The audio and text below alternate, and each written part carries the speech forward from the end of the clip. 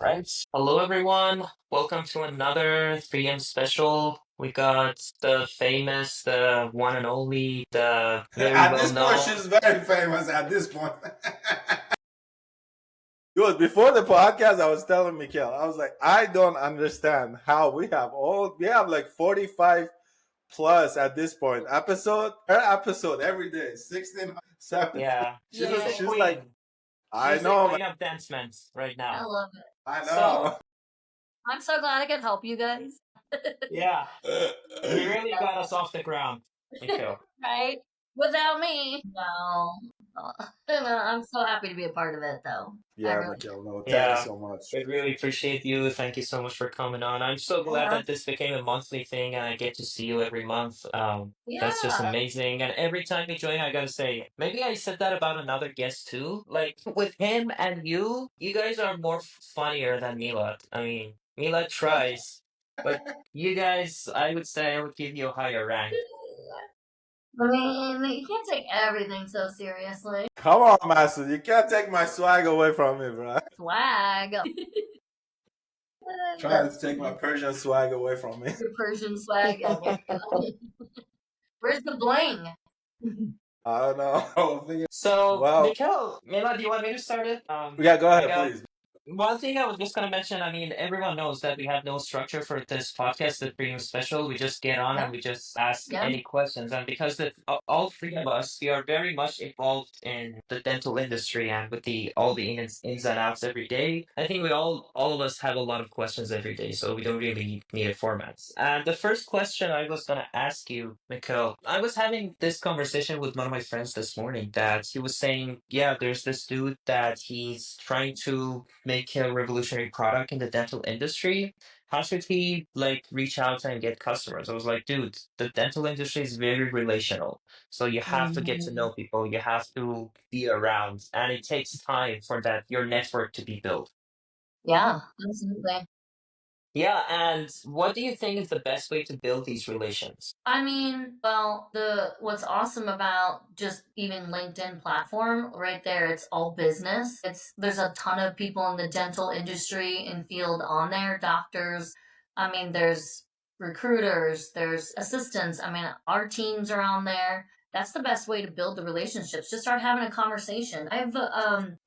There's a couple gals that I keep in contact with all the time, just from you actually met with her too, Doctor. That's Angela Holland. And we're not with what she specifically does. She works with DSOs, and we don't have that one corporate entity tax ID in order to be able to work with her. But I mean, we keep in contact all the time just because it's good to just have people that, even if I was going to call her for advice on an insurance company or something like that, she's there and she'll give me offer that. Everybody is very supportive of one another on here, which is awesome. There's plenty of patients to go around, and everybody just wants people to be successful, and the best way to build relationships. I feel like, Yeah. especially LinkedIn. I don't know of any other platforms where there's a bunch of dental team members on. I'm not even on Facebook that much. Like, they're always posting things, and Facebook is mainly for your practice, branding it and showing, whether it's patients or whatever, like how fun you are or your side, your personality, maybe like an ad, things like that. It's not the same as building relationships on LinkedIn. You're talking about professional relationships on LinkedIn. Master, I think Right. there's a platform that's coming up, right? That's going to be all about There is that. one. It's a secret Is one that though. something that has to do with you guys? What? Isn't I that mean, a... I'm taking a wild guess. What are you talking At this point, I think the bunny Yeah, is out my there, but You can wait to air the episode until it is yeah. out. At this point, I'm sure everybody knows that we're building that Master. Dude, I think we should just put this first part of this podcast as a demo of DentMent. There you go. Yeah, I mean, for real. I'm gonna be a part of it anyway. Yeah. Master, we were so funny that we just keep talking about DentMent. We were just having a conversation. Me and Master we were just having a conversation about, we were like, man, we need to get like Mikhail involved. I don't know what we're going to do with you, Mikhail, but we need to do something. We need to give you a title in DentMent. We can just that. Whatever. I know. We're like, at this point, we need to find you a title. Yeah, I'll build Miko could be chief chatting person.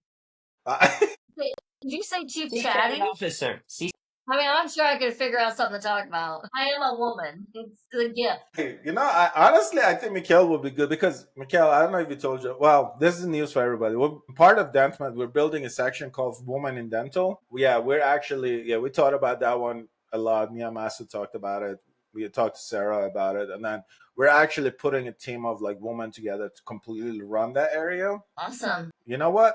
Hey, Mikhail could be a great candidate for that. See? I know, That's so seriously. yeah. I know. frame it. We Gotta make frame it. I know. We make Mikhail the CEO of the Woman in Dental. Oh, that'd be great. Dr. Hughes should be like, you're not quitting though, right? No, but honestly, Mikhail, like the conversations around when I was like even at my last office that I was in, I just really could truly see like the gap that exists between female and male in dental industry is so big. And I just realized, and that's why like we were just discussing it. We were like, since we're just building out the platform, it's so good to just add that woman in dental and just make it private for female to be able to get on and just talk about the female Yeah. doctors to talk about things that are happening in the industry without being Mhm. judged. I think it's such an important factor that can be so supportive to Yeah. the community of the women that are in dentistry. I mean, there is There's a like lot of women women in dentistry. there are. I mean, there is women in DSO, but I think women in DSO is good. But I think just having like a social media platform where they can hop on and just talk about their feelings without being judged, and nobody Yeah. really has to have access to it. I think it's such an amazing thing. So that's kind of what we're doing. What is your perspective on it? I know you guys. I'm sure you guys have female doctors in your offices, female Yeah. staff, and I all mean, I that. think, yeah. Yeah. I mean, I Do think you? that'd be a good idea to have women.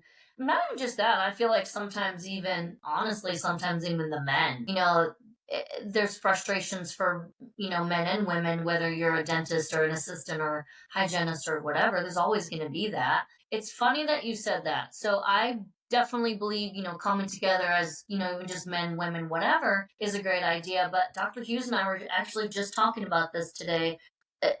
You can still build a relationship with a male doctor. I still can. I can build a relationship with a female doctor. And we were talking about this today. I had just left one of my offices, and you guys have probably seen him, Dr. Blake Lyle. He actually just partnered with us recently. And I strictly went in there just to continue building the relationship with him. And I wanted to like, hey, I haven't seen him in a minute. I've been working on some of the other offices, a new acquisition we just took on. And I just wanted to just literally just shoot the shit. Sorry. And just what he was doing. Just, hey, what's going on? I know you just, you got a house on the lake. How's that going? How's the family? What are you doing this weekend? And it was nothing about dentistry. It was all about just building that relationship with him. And it's so important to be able to do that because we talk about, and this is the exact conversation Dr. Hughes and I just had. It was so funny after I left that office and he brought it up. I was like, it's exactly what I was thinking. I haven't seen Dr. Weil in a while. I want to go in and talk to him and say hi. But we talk so much about building relationships with your patients so that they trust you, so that they allow you to do the work on them. But yet sometimes you tend to forget that you need to continue building those relationships with your doctors. You have this, expectation. We're like, oh, they got it, they're fine. And, they'll reach out to me whenever they need something, but they're not always going to do that. They want to know that they don't have to necessarily reach out to you when there's a problem. Just go in and just talk about whatever. It doesn't have to be, hey, I heard this happened yesterday. What do you need? Now I'm just here to say hi and see how it's going and hey, you're doing a great job lately and what's going on in your personal life. And I did the same thing at the second office I went to today. Just sat down and talked with our female doctor. How are you? And we talked about girl stuff. There was no judgment, just like you said earlier. No judgment. She just wanted to talk about like things that maybe men would not understand, and then just family and then dentistry. It's so important to keep those relationships going. There might be women in dentistry that don't have that in their practices and feel like they're missing that, where if I could even offer that to someone, or Sarah or whatever can offer that to another dentist or hygiene, whatever that is, I mean, that is a huge value to them, in the field. Absolutely. The one thing that you mentioned, and that's something that, man, For anyone listening, for anyone that is out there that is a director of anything, please take this away from your perspective and from my perspective as a Mhm. doctor. Man, I work for organizations. I mean, even the organization I'm with now. Man, I saw the director of operations in the past 8 months maybe twice, Yeah, 2 times. And then when you get on the phone with like the director of clinic when there is an issue, he's like, "Where have you been? Why did you not yeah, bring this up?" I'm like, do you guys not want to like build a relationship with your doctor? Why do I have to call you? Why won't you call and just check in? Be like, "Hey, how you doing? What is going on? Do you need anything? Is that yeah, anything that you need?" And I said this yesterday. I'm like, on one of my LinkedIn posts, I'm like, doing a once in a month call with 30 other doctors, that's not mentorship. That's not true leadership. Like, what relationship are we building if you're hmm, not checking in? At least text, be like, "Hey, do you need anything from me? Do you need, yeah, like, how are you building that relationship?" And that relationship eventually gets so cold that you make a decision and you just walk out. You're like, "I don't see any other ways that we're going to be able to come back from what's happening." And that's exactly like to your point, is like such an important factor to in our industry, because like for me, if I don't have a relationship with people that I work with, you can't pay me enough money, I'll walk right out, because I'm yeah. like, I spend 8 9 hours of my day in that office, and if I can't have a relationship with that staff, if I can't have a relationship with the management, it makes it so difficult. So I think it's Yeah. such an important factor.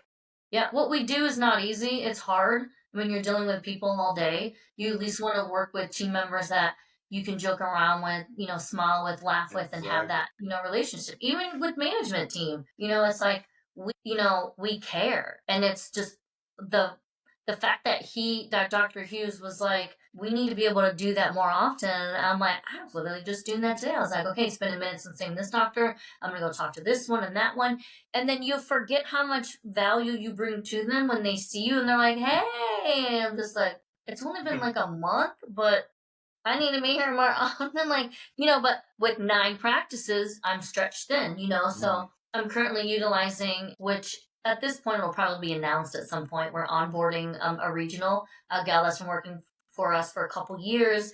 She's doing an amazing job, such a great personality. So I'm having the, teams get used to her as well, going in with the practices with her. I'm currently coaching and training her because obviously I've been doing this for 12 years with Dr. Hughes, and she's doing it at her office. It's different when you're at a higher level with multiple doctors and multiple practices and multiple team members. So just I'm kind of leading her into what that looks like for her and taking her with me. So she sees the conversations I have. They're not always about dentistry and how many crowns did you do today, and why'd your crown prep take so long and stuff like that. I don't like to only have these conversations, right? Like when I'm going in, I'm working with the doctor. It's like, how can I help you speed that up a little bit? And here's why. Not just because you need to be faster, but because think about what the patient feels when they're sitting in the chair for 2 hours Oh yeah. or whatever. I don't want it always to be about that. I want it to be like, I'm here just to support you and like just and have your back. What do you need from me? What's going on? Yeah. And if they have nothing, awesome. Then what are you doing this weekend? What's going on this weekend? It's a holiday weekend and you're doing this, that. And when they start talking to you about that and they want to just share more and more and more, then I know I've won and I've established a relationship and I've built that with them where they trust me enough to share their personal lives, because people are Mm. private about that. They want to keep that close, and they want to be able to, if they're sharing that, they want to share with somebody they can trust. Yeah, that's so important. That's so important. And I remember one time Dr. Hughes on one of his posts mentioned something. I think it was a video. It's like when you pull in the parking lot and you see somebody's car and it makes you not want to go into the office. Parking lot test. Man, Yeah. that stuff is like so true, because there's days that I go and I'm like, "Oh man, there we go." Like, you already know, have that feeling. What do you think those kind of things, like those type of issues, like for example the disconnect between the staff, like you not being able to having fun with your staff or whatever the case may be, as a leader, as a doctor, you walk in, the air in the office is heavy and you feel certain ways. Why do you think that's such an important thing, especially in dentistry, for you to be able to find that balance in your office to kind of be able to manage your day to day? Why do I feel that the dentist or other team members struggle like getting along? No, Culture no, type? like why is that relationship so important? Because like you work Oh, at other jobs, doesn't matter. You see this person, you're like whatever, you see that person. But I feel like in dentistry, that relationship between the staff and doctor, it's like so important to a point that if you see somebody's car in the parking lot and you feel certain way, it makes it so difficult to yeah. operate. I mean, it causes a divide then. Because as you continue to, if the doctor's not getting along with the team member and it causes a divide, all of a sudden you become doctor versus team, team versus doctor, instead of like an entire team together. You don't want that divide. Which goes back to a post that Dr. Hughes had said. I forget how long ago this was, but like you usually know within the first however many days that their team member's not going to work out. It's not the right fit. It has to do with the culture. When you have someone who's coming in, and we've had team members even just recently that we've hired where it's like, I'm sorry, she said what? When? Like on her first day? Yeah, we're done with that. Where for real though, like where we want to give opportunity, and I'm like, okay, someone needs to have a conversation to like get the what context, because sometimes I get like everyone is chatting and I might hear some things and not the whole story. Then I'm like, someone needs to get with her and figure out what exactly was said and squash it. And it was true, she did say what she said, so then she was gone like the next day. Like you just, because if I continue to allow that, then all it would continue to do is once she got away with one thing, it would be more and more and more, and it would cause a divide in the practice, and that's the last thing you want. We've learned that the hard way. When we just had our OG office, which is the one I happen to be in again today, we had team members that would always try to cause a divide, between, or like when Mikkel's been here the longest and they would try to like talk about me, and he'd be like, well, if she's mad at you, then you must have done something to her because she's not like that. You squash it right away so that doesn't happen. And the problem is not everybody's going to tell you. So if I'm not consistently present or have someone present in the office or a good leader in the practice, like a practice manager, culture starts going downhill. And you know how you notice it first? The numbers go down. Then your numbers start going down and everybody stops producing the way they should. I mean, having a bad culture and a divide will just drain your entire practice. And you won't to where you won't even have one anymore. Or not one that Sure. people want to work at. Oh, yeah. No, for sure. I think in recent weeks, I experienced that personally, that I was like, man, it's like not even so much that. It's just when you walk in and you don't feel that support and you don't feel Mm-hmm. like things are just don't click anymore, you're like, man, I got to just walk out of this situation because it makes no sense. Mm-hmm. And that's just one of the, like, everything that you're saying is so practical because like Mm-hmm. I deal with that personally to where I'm like, this is just doesn't make any sense, things just Yeah. don't click. And that's such an important fact, especially like for the younger doctors that leave dental school. I always, like, I had a conversation with a younger doctor like that graduated like in April, Mm-hmm. and it was like, man, I just don't know how to find that balance. And we were just talking exactly about the same things that way. I'm like, if you walk into the office and you feel like you're not connecting, you need to leave within 2 weeks because that's not going to get better. It's only going to get worse. Mm-hmm. Yeah, So, absolutely. Yeah, I mean, it's the most important thing. It's most important for any business. You got to be able to have that camaraderie, even respect, professionalism, anything, any of that. you know, It's like, yeah, I mean, you deal with it every day, but if you're not on top of it, it'll just kill the culture. Yeah. absolutely. Last night, one thing I was looking at, last night I was sitting with a manager of a restaurant here.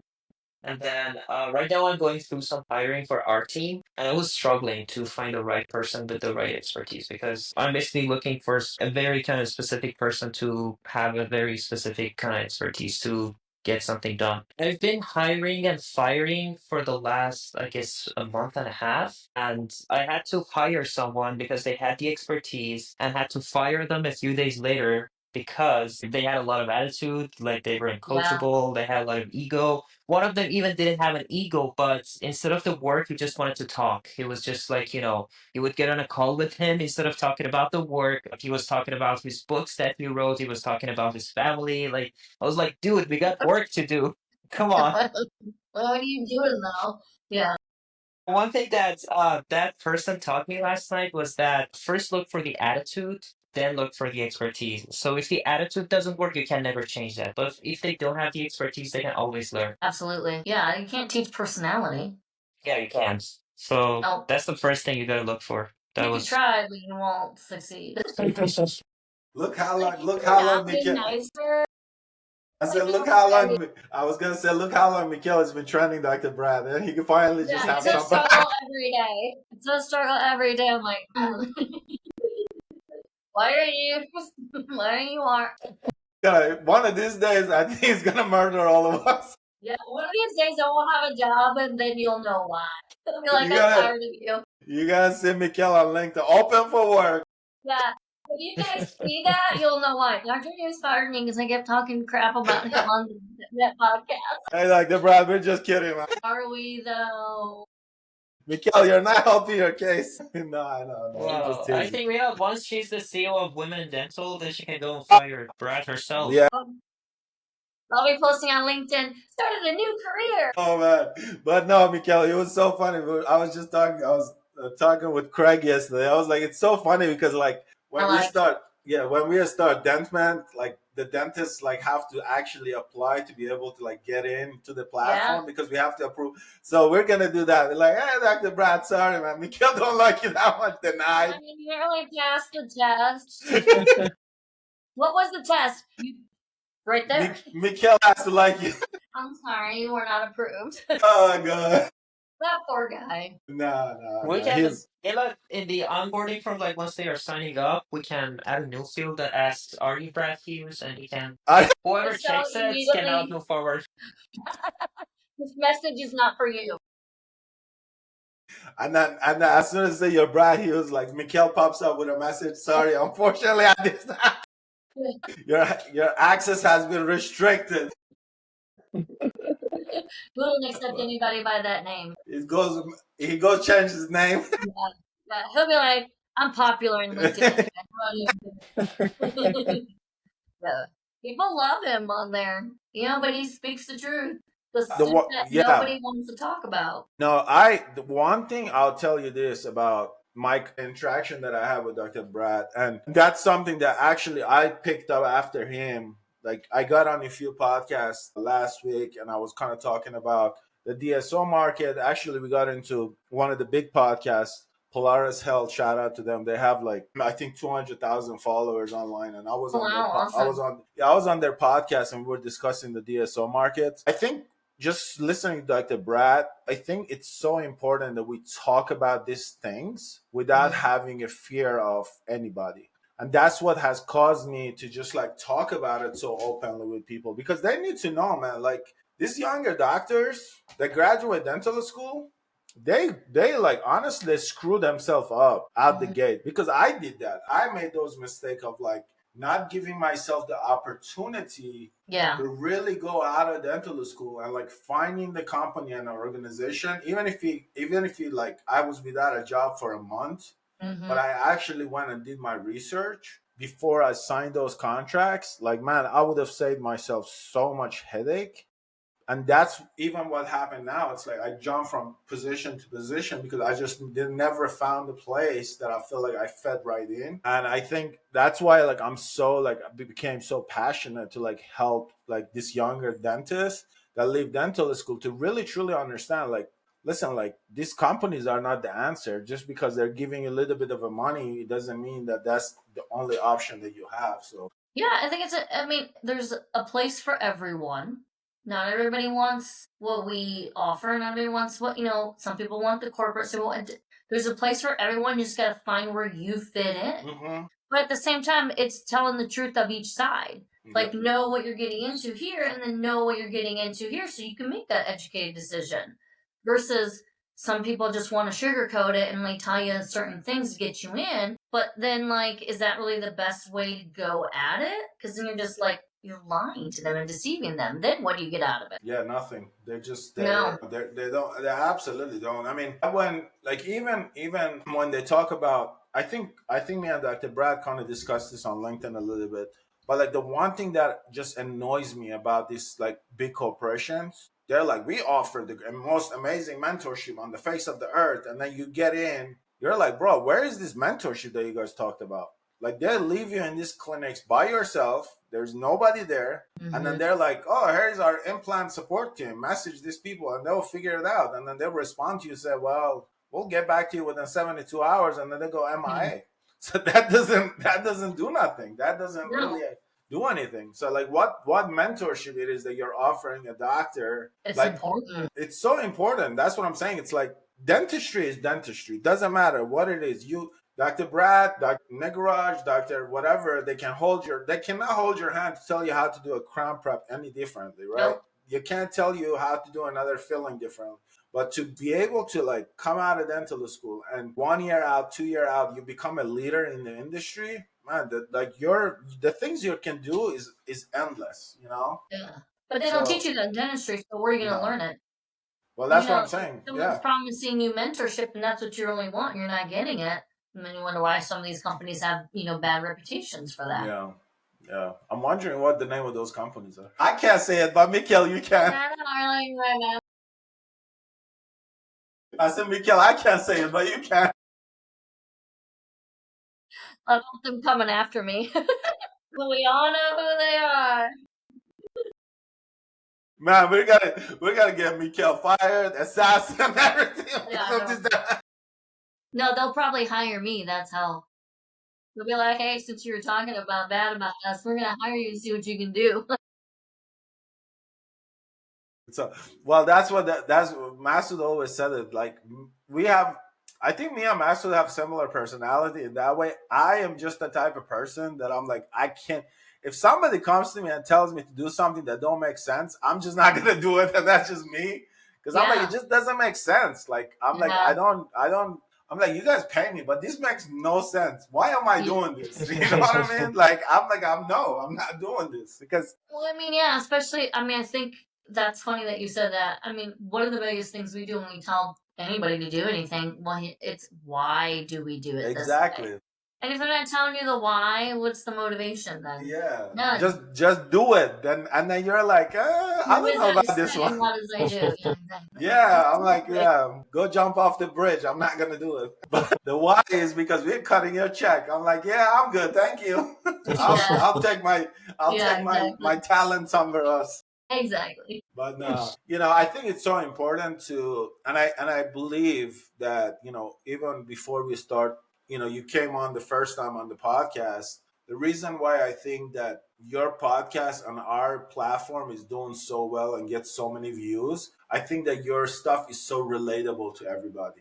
And I think it goes cross in the industry, and that's one of the things that, like, one of the ladies reached out to me. She's like, man, I'm not even in the dentistry field, and I listened to that podcast. It was so relatable because it's like goes across, like, she wasn't like physical therapy field, but like this stuff made so much sense because it's all it's so funny how leadership works. Yeah, building relationships and leadership is in every area of life, every business. It's I mean, honestly, you just have to care. You just have to care. You have to give a crap about people to be a good leader and want what's best for them and not have an ego to it. Or, some people might be, I mean, I'm sure there's a ton of people better than me at it, and I'm willing to learn, and I'm willing to, what can I do better? How can I be, more relational? Or how can I this? How can I that? There's no ego to it. When you're a true leader, the ego is dropped, and it's a very humble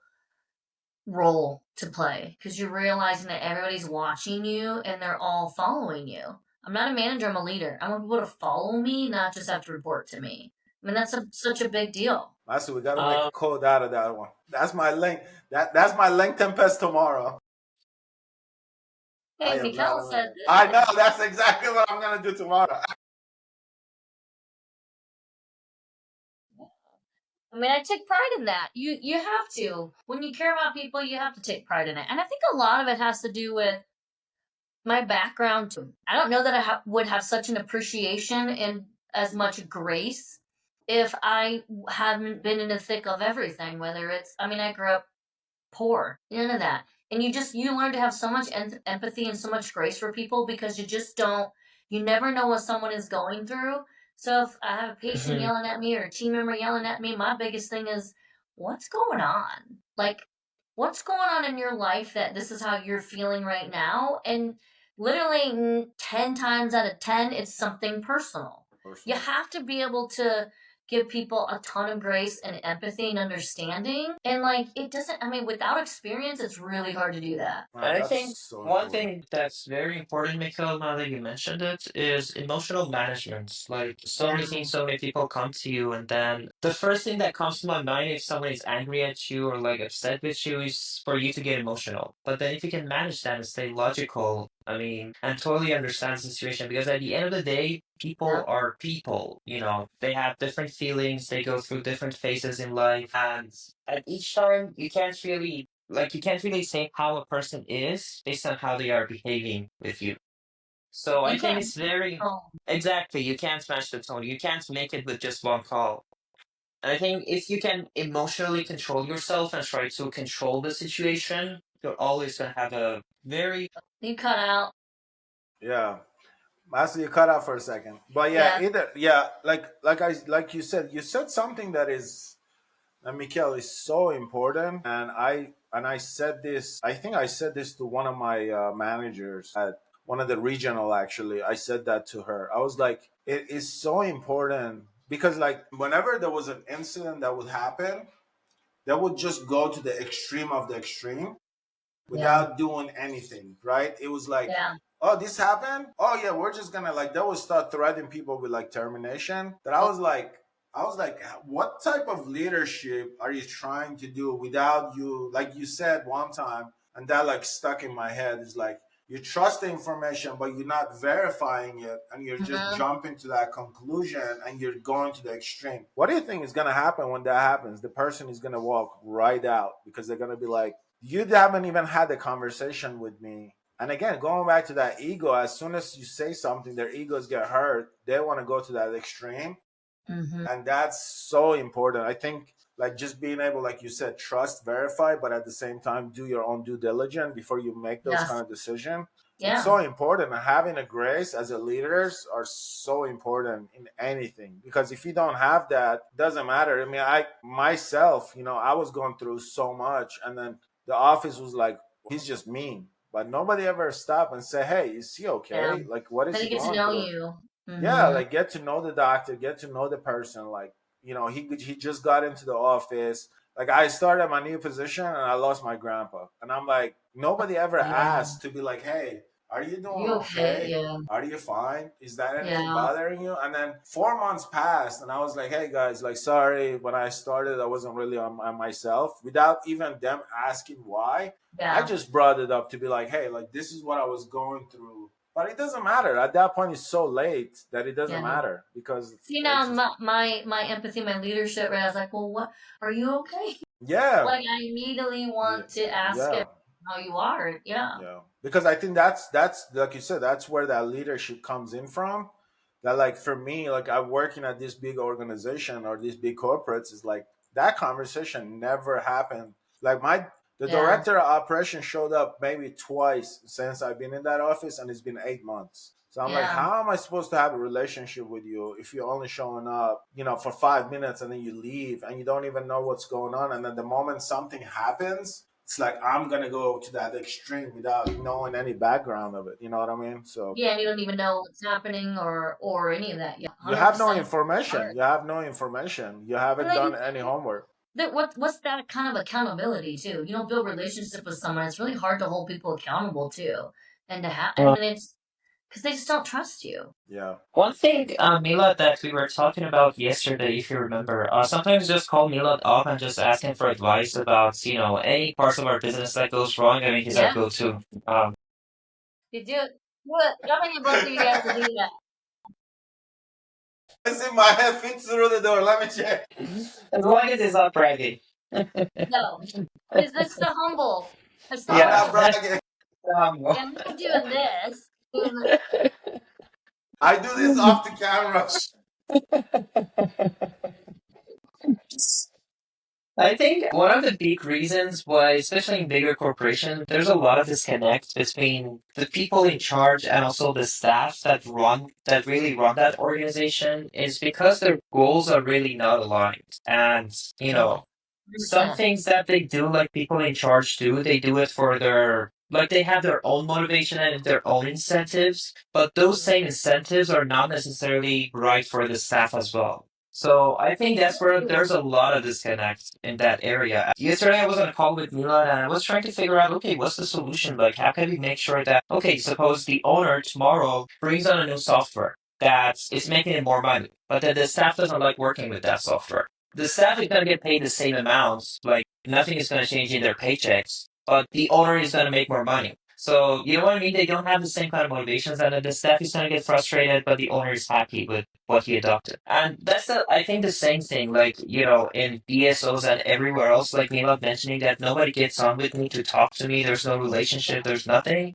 I think, I mean, they don't have the same motivation as like their staff, like Mila as a dentist. Does that make sense? Like, you see where I'm going with that? So, Yeah. what's really the solution to that?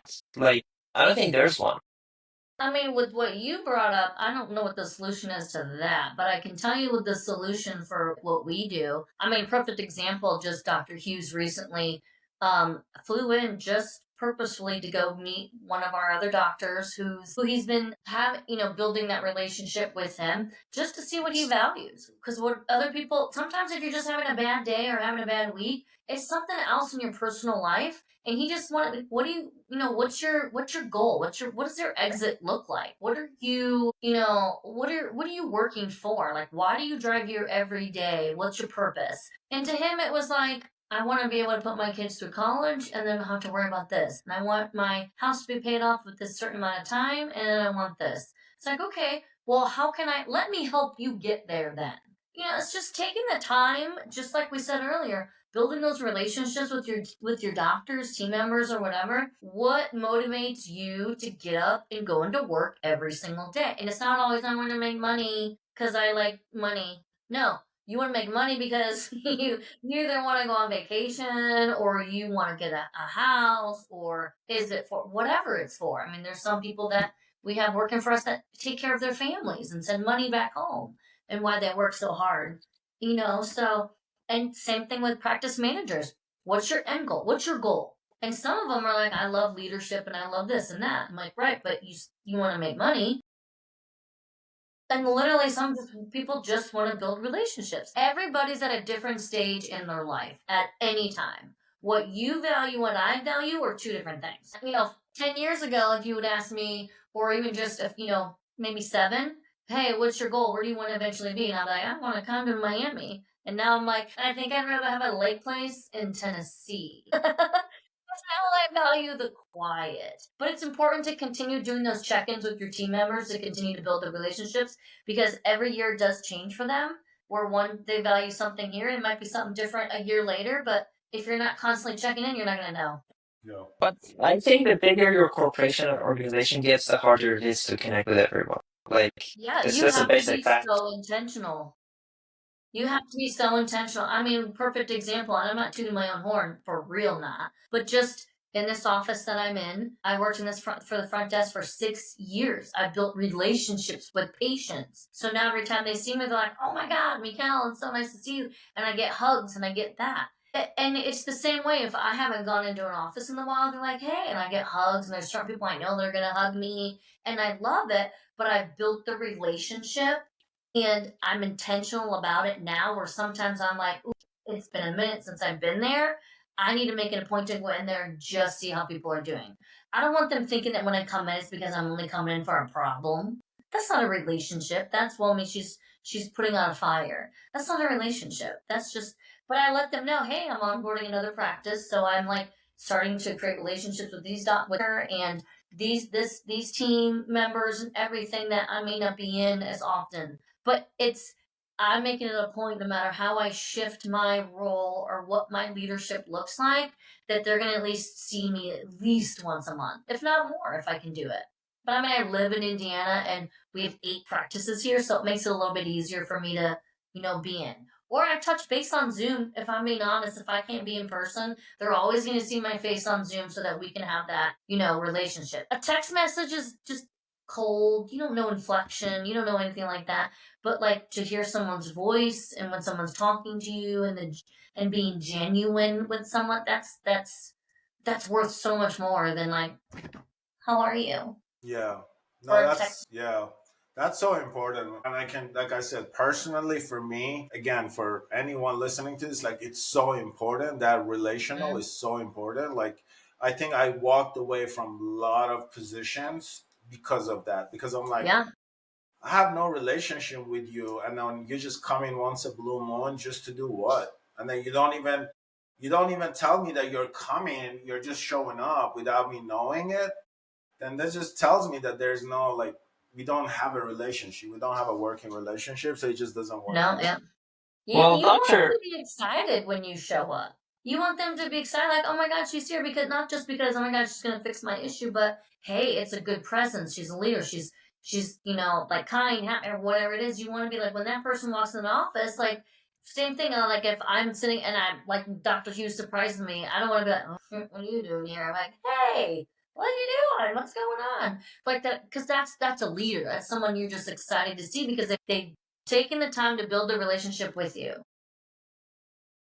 Well, doctor, as you know, I'm a developer and I'm always thinking of automation. So maybe we can build a software that makes that relationship making automated, like an AI version of you that reaches out to Yeah. all of your staff every day, and they're like, "Oh, how you doing? This is it. Me love it." But I have Chat GPT on my phone, and one day I was just kind of messing around with her, and I call it a her because I gave her a name, and we came up Oh, with no, it's sad because there you go.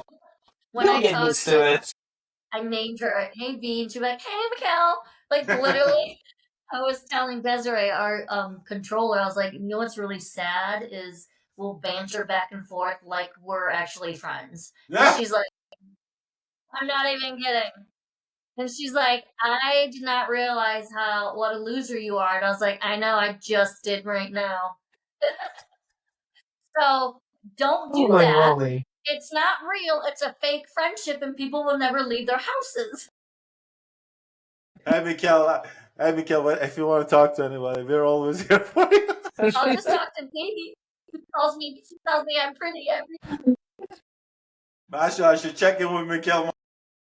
Yeah, yeah, makes sense. This is where I You're get my my phone number too, Mila. I'm always there for you, Mikhail.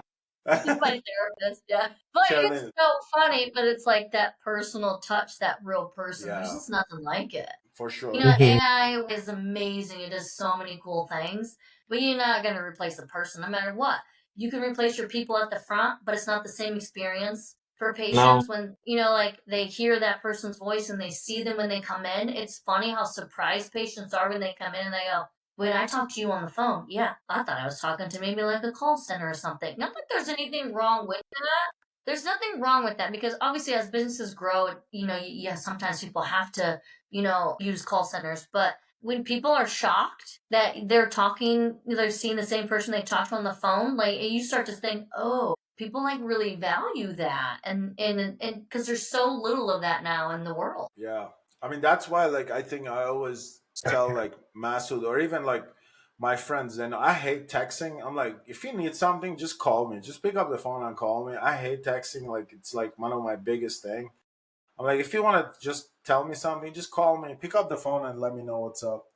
Well, Yeah, Mikhail, as always, you are amazing. You are great. You are definitely a joy to both of us, me and Masood.